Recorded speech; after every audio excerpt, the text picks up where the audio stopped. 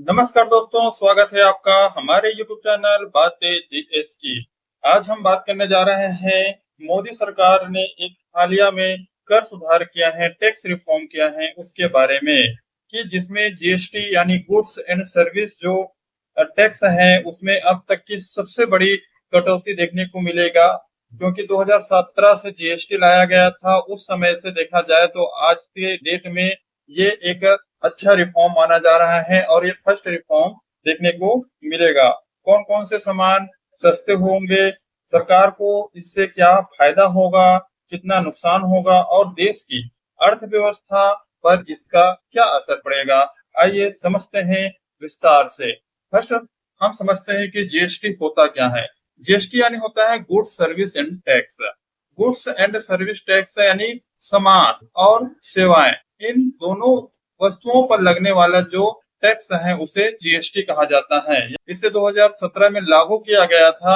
इसका मेन उद्देश्य था कि भारत में एक समान कर प्रणाली यानी वन नेशन वन टैक्स की बात किया गया था। अलग अलग टैक्स हटाकर एक one nation one tax model इसे बनाया गया था।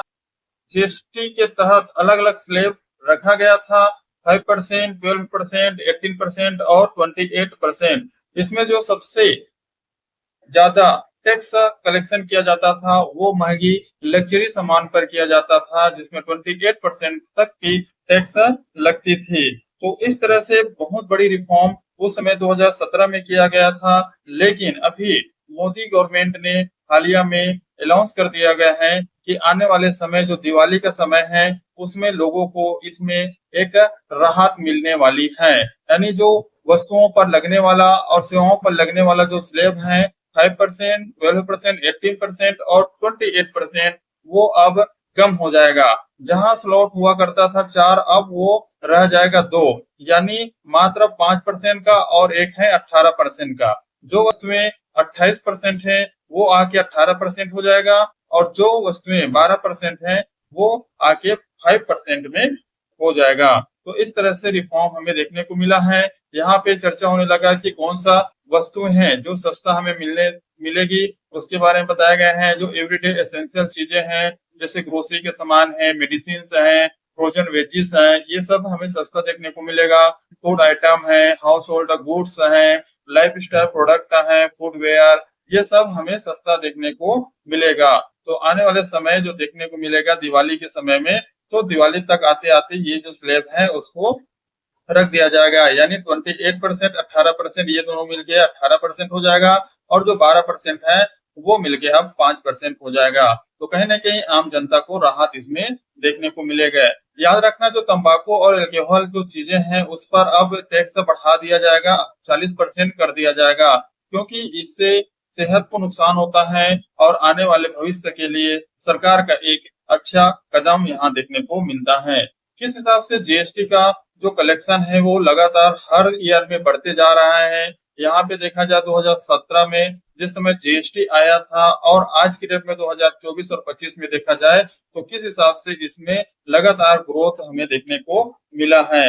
चाहे वो कोविड के समय हो, 2020 की बात किया जाए, चाहे वो आने वाले समय पेंडेमिक खत्म होने के बाद की हो, इसमें लगातार यहाँ पे थोड़ा गिरावट होने के बाद लगातार बढ़ोतरी हमें देखने को मिला है। तो कहीं ना कहीं सरकार को इससे बहुत ज्यादा फायदा हुआ है। अब ये जो 17 से 24-25 तक जो जीएसटी कलेक्शन किया गया था, अब उसमें धीरे धीरे रिफॉर्म करने की बारी आ गए हैं, क्योंकि आम जनता पर इसका असर देखने को मिला है। और दूसरी ओर जो अंतरराष्ट्रीय ट्रेड है, जो हम अन्य देशों के साथ ट्रेड करते हैं, वहां पे थोड़ा विवाद उत्पन्न हो गया है। तो कहीं ना कहीं अपने डोमेस्टिक प्रोडक्शन को बढ़ाने के लिए जीएसटी को कम करना पड़ेगा। जीएसटी का जो स्लैब रेट है उसको कम करना पड़ेगा, तब लोग यहाँ पे आएंगे और ज्यादा मात्रा में खर्च करेंगे। बात करते हैं कि जीएसटी रेट किस हिसाब से था और अब क्या होने वाला है। यानी जो पहले 4 स्लैब में हुआ करता था वो अब बदल के 2 स्लैब में हो गई है। बात करते हैं इससे नया सुधार क्यों जरूरी था। तो प्रधानमंत्री मोदी और वित्त मंत्री ने हाल में एक बड़ा बदलाव किया है और वो बदलाव है कि जितने भी 28% वाले जो स्लैब हैं उसको खत्म कर दिया जाएगा। अब वो जो 28% वाले जो चीजें हैं, लग्जरी आइटम्स हैं, वो अब 18% में तब्दील कर दी जाएगी। कई रोजमर्रा की जरूरतें हैं, जो लोगों की ज्यादा चीजें हैं, जो डेली यूजेस हैं, वो जो 12% में आती हैं, उसको अब घटाकर 5% के स्लैब में कर दिया जाएगा। चाहे वे कुछ इलेक्ट्रॉनिक आइटम्स हो, छोटे मोटे उपकरण हो, ये सब सस्ते देखने को मिलेगा। इससे आम जनता की जेब पर कम असर पड़ेगा। आपकी रोजमर्रा की जो खरीदारी है, चाहे वो पैक्ड फूड हो या इलेक्ट्रॉनिक चीजें हो, किचन उपकरण हो, हेल्थ प्रोडक्ट हो, ये सब अब कम दामों में देखने को मिलेगा। तो ये एक अच्छा रिफॉर्म माना जा रहा है। इससे अब देखा जाए कि सरकार को क्या नुकसान हो सकता है और कितना नुकसान हो सकता है। सरकार को करीब इसमें लगभग 20 बिलियन डॉलर की नुकसान देखने को मिल सकता है, यानी 1.6 लाख करोड़ का राजस्व नुकसान हो सकता है। लेकिन सरकार का मानना क्या है? देखो, अब हम इसमें लोगों के पास यहाँ पे ज्यादा मात्रा में पैसा है। अब वो पैसा इसलिए खर्चा नहीं कर रहा है क्योंकि वस्तुएं का दाम ज्यादा है। अगर ये वस्तुएं का दाम यानी जीएसटी में थोड़ा कटौती कर दिया जाए तो लोग यहाँ पे खुलकर खर्चा करने लगेगा। तो यही बताया गया है कि अगर टैक्स कम कर दिया जाए तो लोग ज्यादा मात्रा में खर्चा करने लगेगा। खर्चा ज्यादा होगा तो जितनी भी वस्तुएं जो बनी हुई हैं उसका कंजप्शन यानी उपभोग ज्यादा होगी, और ऐसे में जब उपभोग ज्यादा होगी तो प्रोडक्शन भी ज्यादा बढ़ जाएगी। यानी कहीं ना कहीं डिमांड बढ़ेगा, तो डिमांड बढ़ने से क्या होगा, सप्लाई भी बढ़ने लगेगी। ऐसे में लोगों को रोजगार भी देखने को मिलेगा और अपने ही चीजों, अपने ही डोमेस्टिक प्रोडक्ट का यूज अपने ही देश में होने को देखने को मिलेगा। यानी हम बाहर से जो निर्यात करते थे, इंपोर्ट करते थे, वो अब हम इंडिया में ही इंपोर्ट और एक्सपोर्ट करके इसकी मात्रा को बढ़ाया जा सकता है। इससे लोगों को रोजगार मिलेगी। सरकार का कहना है कि इससे आय फिर बढ़ सकती है और इसे एक्सपेंशनरी टैक्स पॉलिसी कहा गया है। अभी तक जीएसटी में जितना भी वसूल किया गया है वो बहुत ज्यादा मात्रा में वसूल किया गया है, क्योंकि इसमें केंद्र सरकार के पास राज्य सरकार के भी पैसे आते हैं। जो वेट लगता था पहले, वैल्यू एडेड टैक्स लगता था, या फिर विभिन्न प्रकार की एक्सपेंसिव टैक्स लगता था, वो सब अब क्या हो गया है, कम हो गया है। उसको पूरी तरह से खत्म करके जीएसटी बदल दिया गया है। तो ऐसे में केंद्र सरकार को ज्यादा फायदा होने। ये क्यों जरूरी था कि जीएसटी में सुधार किया जाए, टैक्स रिफॉर्म किया जाए? ये क्यों जरूरी था? अभी हालिया में हमने देखा कि यूएस ने क्या किया है, भारत पर 25% का इंपोर्ट ड्यूटी थोप दिया गया है।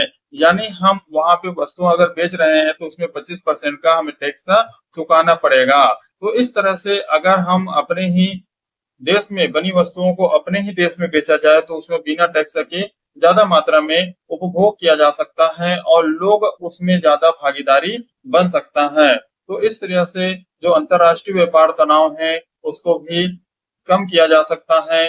घरेलू बाजार को मजबूत करना और भारत के लिए एक बहुत बड़ी जरूरी हो गया है। इसमें एक भारत के लिए जिम्मेदार बन गया है कि हमारे जो घरेलू बाजार हैं, डोमेस्टिक मार्केट है, उसको आगे बढ़ाना है। ऐसे में क्या होगा, ऐसे में देखा जाए तो अर्थव्यवस्था जो घरेलू उपभोग है वो बढ़ जाएगी और निर्यात है उस पर हम क्या होंगे, निर्भरता कम हो जाएगी। यानी हम दूसरे देश से वस्तुएं जो भारत में लाते हैं वो कम देखने को मिलेगी, क्योंकि अभी देशों के बीच जो ट्रेड वार चल रहे हैं वो ट्रेड वार लोगों के लिए यही एक संकेत है कि अपने यहाँ यानी अपने ही देश में प्रोडक्शन ज्यादा मात्रा में किया जाए और उसका उपयोग भी ज्यादा मात्रा में किया जाए। और इंडिया एक बहुत बड़ा मार्केट है, तो कहीं न कहीं इंडिया इसमें आगे बढ़ सकता है। बात करते हैं आम जनता को क्या फायदा होगा। अभी बात किए थे कि रोजमर्रा की जितने भी सामान हम खरीदते हैं, दूध, दही, साबुन, सोडा, जो भी है उस पर टैक्स लगता था, टैक्स स्लैब लगता था, वो अब कम हो गया है। तो ऐसे में लोगों को कम सस्ता दामों पे ही सामान मिलेगा। छोटे उद्योगों को बढ़ावा देखने को मिलेगा। जो एमएसएमई सेक्टर है वो ज्यादा मात्रा में आगे बढ़ पाएगा। उपभोक्ता का जो खर्च है वो कम होगा, ऐसे में उसकी बचत भी बढ़ेगी।